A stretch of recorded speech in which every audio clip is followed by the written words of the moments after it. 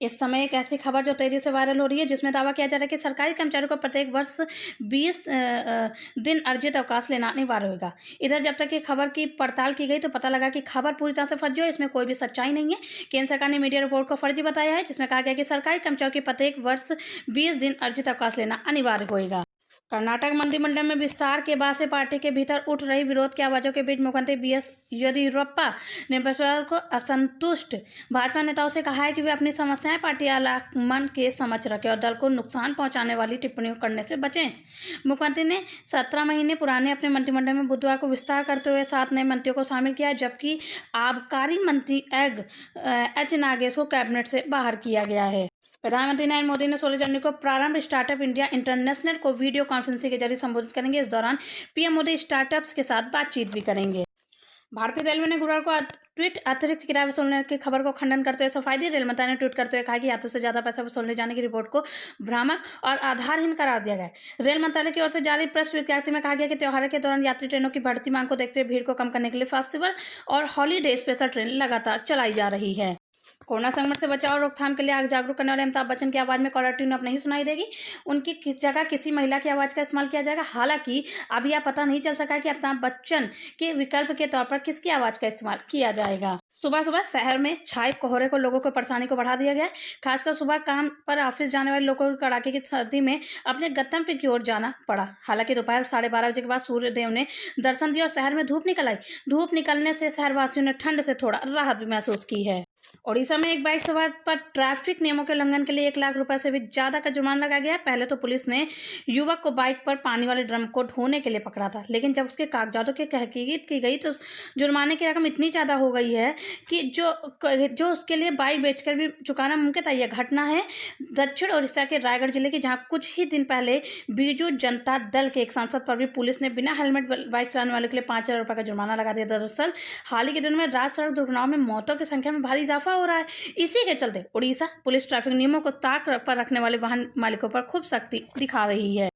कृषि कानून पर जारी गतिरोध को सुलझाने के लिए सुप्रीम कोर्ट ने 4 सदस्य कमेटी बनाई है। कमेटी से भारतीय किसान यूनियन के अध्यक्ष भूपेंद्र सिंह मान से अलग हो गए। भारतीय किसान यूनियन के राष्ट्रीय वक्ता राकेश टिकैत ने कहा कि भूपेंद्र सिंह मान का सुप्रीम कोर्ट की समिति से अलग होना किसान आंदोलन की वैचारिक जीत है। बाद में जल्द ही कोरोना को वैक्सीनेशन के सबसे बड़े महाअभियान की शुरुआत होने जा रही है। ऐसे में नोएडा सांसद डॉक्टर महेश शर्मा ने अपने पूरे परिवार के साथ कोरोना वैक्सीन लगवाने का फैसला किया। वे देश के पहले सांसद होंगे जो परिवार के साथ कोरोना वैक्सीनेशन सेंटर जाकर टीका लगवाएंगे। पश्चिम रेलवे रतलाम मंडल ने एक महत्वपूर्ण उपलब्धि हासिल करते हुए रतलाम मंडल द्वारा पहली बार HRMS के माध्यम से ऑनलाइन PF निकासी का कार्य किया गया। यह कार्य करने वाला रतलाम मंडल भारतीय रेलवे प्रथम मंडल एवं पश्चिम रेलवे प्रथम रेलवे जोन बन गया है। संसद का बजट सत्र 29 जनवरी से 8 अप्रैल तक चलेगा। आम बजट 1 फरवरी को पेश किया जाएगा। जानकारी सूत्रों के अनुसार बजट की शुरुआत 29 जनवरी को संसद के केंद्रीय कक्ष में दोनों सदनों के संयुक्त अधिवेशन में राष्ट्रपति के अभिभाषण के साथ होगा। उसी दिन आर्थिक सर्वेक्षण आएगा। पहला भाग 15 फरवरी तक चलेगा। इसके पश्चात 8 मार्च से 8 अप्रैल तक दूसरा भाग जारी किया जाएगा। कश्मीर की प्रसिद्ध डल झील और कई अन्य जलाशय के अधिकांश हिस्सों में बृहस्पतिवार को पानी जम गया और पूरी घाटी में शीतलहर का प्रकोप जारी है। वहीं श्रीनगर में बीती रात पिछले 30 वर्षों में सबसे ठंडी रात रही है। अधिकारी ने जानकारी दी। मौसम विभाग के अधिकारी ने कहा कि श्रीनगर में न्यूनतम तापमान 0 से 8.4 डिग्री सेल्सियस के नीचे दर्ज किया गया है। किसानों के साथ गतिरोध को खत्म करने को लेकर कल केंद्र सरकार और संयुक्त किसान मोर्चा के नेताओं की बैठक होगी। केंद्रीय कृषि मंत्री नरेंद्र सिंह तोमर ने गुरुवार को कहा कि सरकार खुले मन से किसानों के साथ कल बातचीत के लिए तैयार हो जाएगी। महाराष्ट्र में शुक्रवार को पंचायत चुनाव होने जा रहे हैं। इस बीच राज्य के ठाणे जिले के 14 गांवों ने 15 जनवरी को होने वाले पंचायत चुनाव के बहिष्कार का निर्णय लिया। ये गांव बीते करीब 15 सालों से किसी चुनाव में मतदान नहीं कर रहे हैं।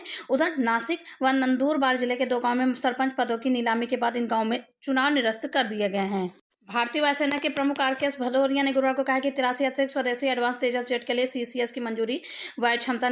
जम्मू कश्मीर में अभी 270 से अधिक आतंकवादी सक्रिय और संख्या 2019 और 2020 के आंकड़ों से बहुत कम है। अधिकारी सूत्रों ने यह जानकारी दी कि उन्होंने बताया कि केंद्र शासित प्रदेश में 2020 में आतंकवादी घटनाओं, घुसपैठ और असैन्य लोग की हत्याओं की घटनाओं में कमी आते देखी गई है। मादक पदार्थ नियंत्रण ब्यूरो ने महाराष्ट्र के मंत्री नवाब मलिक के दामाद समीर खान के यहां स्थित आवास पर गुरुवार को छापा मारा। एनसीबी के एक अधिकारी ने जानकारी दी। मुंबई की एक अदालत ने खान को 18 जनवरी तक के लिए एनसीबी की हिरासत में सौंप दिया है।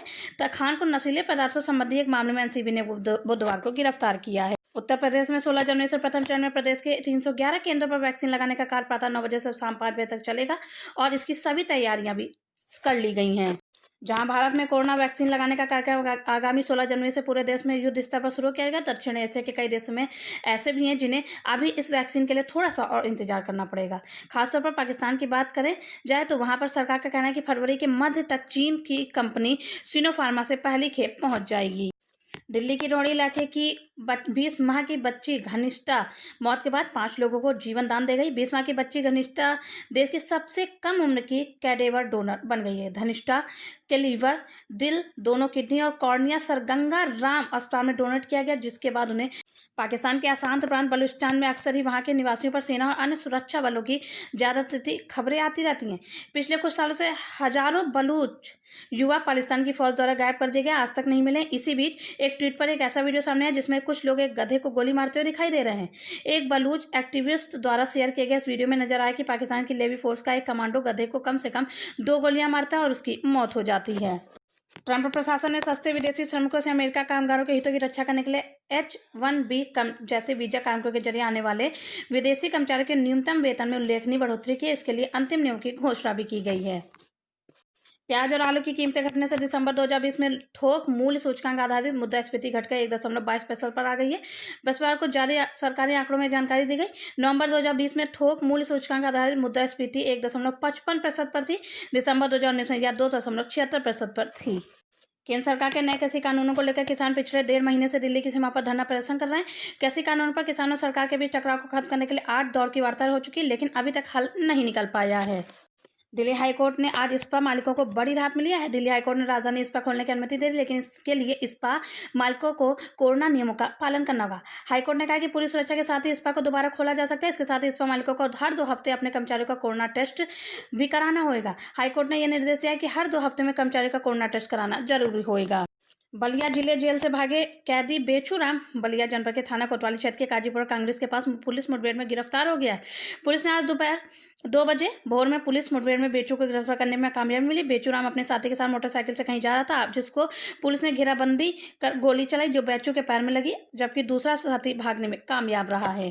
दिल्ली के मुख्यमंत्री अरविंद केजरीवाल ने पोल्ट्री मार्केट खोलने की इजाजत दे दी। केजरीवाल ने बर्ड फ्लू की आशंका को लेकर रोक लगाई थी, लेकिन पोल्ट्री मार्केट के लिए गए सभी सैंपल निगेटिव आए थे। इसका अर्थ है कि इन इलाकों में बर्ड फ्लू की आशंका नहीं है।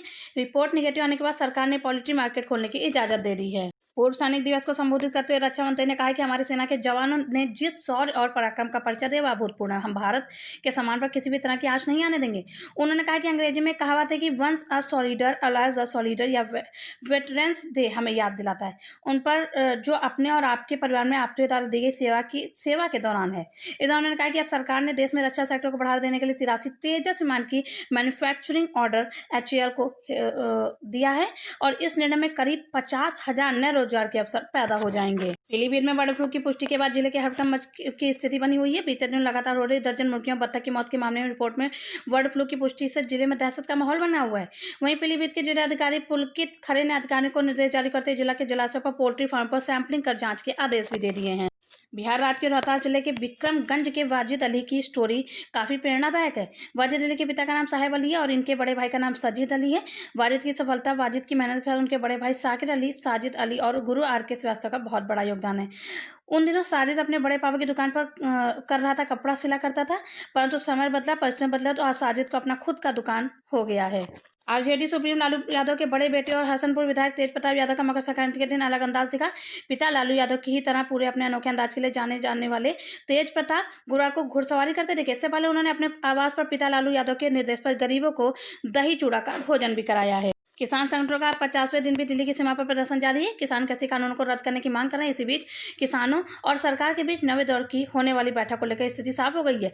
कल किसानों और सरकार के बीच बैठक भी हो जाएगी। अमेरिका के नवनिर्वाचित राष्ट्रपति जो बाइडेन कोरोना से बुरी तरह प्रभावित अमेरिका अर्थव्यवस्था को उबारने और उसे ग्रोथ की पटरी पर लाने के लिए आज $1.5 ट्रिलियन यानी 1,50,000 करोड़ रुपए डॉलर के राहत पैकेज का प्रस्ताव घोषणा करेगी। इस राहत पैकेज में अर्थव्यवस्था की रिकवरी के लिए गिरावट के साथ शुरुआत के बाद सुधार करते हुए 30 शेयरों वाला BSI सेंसेक्स 91.84 अंक या 0.19% तेजी के साथ अब तक के सर्वोच्च स्तर 49,584.16 अंक के स्तर पर पहुंच गया। इसी तरह NSI निफ्टी भी 30.75 अंक यानी 0.21% उछाल के साथ रिकॉर्ड 14,595.60 के अंक के स्तर पर पहुंचकर बंद हुआ है। पाकिस्तान के खैबर पख्तूनख्वा प्रांत की सरकार ने यहां के एक हिंदू मंदिर को बचाने में लापरवाही के दोषी पाए गए 12 पुलिस अधिकारियों को बर्खास्त कर दिया है। एक चरमपंथी इस्लामी पार्टी के सदस्यों को नेतृत्व में भीड़ ने खैबर पख्तूनख्वा प्रांत में स्थित इस मंदिर में आग लगा दी थी। कश्मीर की प्रसिद्ध डल झील कई अन्य जलाशयों के अधिकांश हिस्सों में गुरुवार को पानी जम गया। इसके साथ साथ पूरी घाटी में शीतलहर का प्रकोप भी जारी है। वहीं श्रीनगर में बीती रात पिछले 30 वर्षों में सबसे ठंडी रात रही। अधिकारियों ने जानकारी दी। मौसम विभाग के अधिकारी ने कहा कि श्रीनगर में न्यूनतम तापमान 0 से 8.4 डिग्री सेल्सियस नीचे दर्ज किया गया है। कश्मीर में विश्व प्रसिद्ध डल झील का पानी जमकर चट्टान क्या बनना कि उस पर क्रिकेट खेलने और टहलने वालों की बाढ़ आ गई। ऐसे में नागरिक प्रशासन को ऐसा करने वालों को जेल में डालने की चेतावनी देनी पड़ी। हालांकि लोगों ने ऐसा करने से रोकने व हादसे की सूरत से बचाव के लिए खातिर एसडीआरएफ की टुकड़ियों भी तैनात की गई हैं। आज पूरे देश में मकर संक्रांति का त्यौहार मनाया गया। इस मौके पर गुरुवार को मकर संक्रांति के अवसर पर फरेंदा कस्बे में शोभा यात्रा निकाली गई। इस कस्बे के बधारिया बाजार स्थित काली मंदिर से निकली शोभा यात्रा ने पूरे कस्बे को भ्रमण लिया है। भारत सरकार में रक्षा मंत्री राजनाथ सिंह गुरुवार को आर्म फोर्स वेटरन डे के मौके पर बेंगलुरु पहुंचे। यहाँ उन्होंने पड़ोसी मुल्क चीन को इशारों में सख्त चेतावनी दी। उन्होंने साफ किया कि कोई भी ताकत हमारे आत्मसम्मान पर चोट पहुंचाएगी तो हमारी सेना मुंह तोड़ जवाब देगी। हरियाणा के मुख्यमंत्री मनोहर लाल खट्टर ने आज कहा कि प्रदेश को कोविड वैक्सीन मिल चुकी है तथा इसे प्रथम चरण स्वास्थ्य कर्मियों को लगाया जाएगा। कोरोना वायरस का दर्द पूरी दुनिया में फैलाने वाला चीन और वैक्सीन के नाम पर ठगने में लगा हुआ है। चीन के ताजा धोखे का शिकार बना है ब्राजील। यहाँ प्रीन वैक्सीन ट्रायल के दौरान पूरी तरह से फ्लॉप हुआ। चीन के सीनोवैक बायोटेक द्वारा विकसित कोरोना वायरस वैक्सीन का ट्रायल ब्राजील में पूरी तरह से नाकामयाब रहा। चीन कोरोना वैक्सीन ब्राजील में परीक्षा के दौरान सिर्फ 50.4% ही कारगर साबित हुआ है। देश भर में करीब 1 करोड़ से अधिक केंद्रीय कर्मचारियों के लिए खुशखबरी है। बताया जा रहा है कि जनवरी महीने में इन कर्मचारियों के डीए और डीआर में भारी इजाफा हुआ है। सरकार द्वारा केंद्रीय कर्मचारियों को बीते साल जुलाई में इस मौके पर रोक लगा।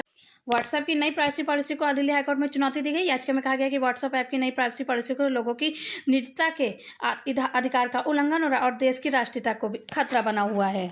राजधानी दिल्ली के जाफराबाद इलाके में दिनदहाड़े हत्या की घटना से सनसनी फैल गई है। बदमाशों ने जाफराबाद के चौहान बंगाल इलाके में घर के बाहर आरडब्ल्यूए अध्यक्ष की गोली मारकर हत्या कर दी। मृतक की पहचान रईस अंसारी के रूप में हुई। जानकारी के मुताबिक बुधवार को दोपहर करीब 1 बजे रईस कहीं खाने जाने की तैयारी कर रहे थे। वहीं घर के बाहर स्कूटी साफ कर रहे थे, तभी मास्क लगाए 2 युवक आए और उनसे कुछ पूछने लगे। बातचीत के दौरान बदमाशों ने पिस्टल निकाली और रईस को गोली मार दी।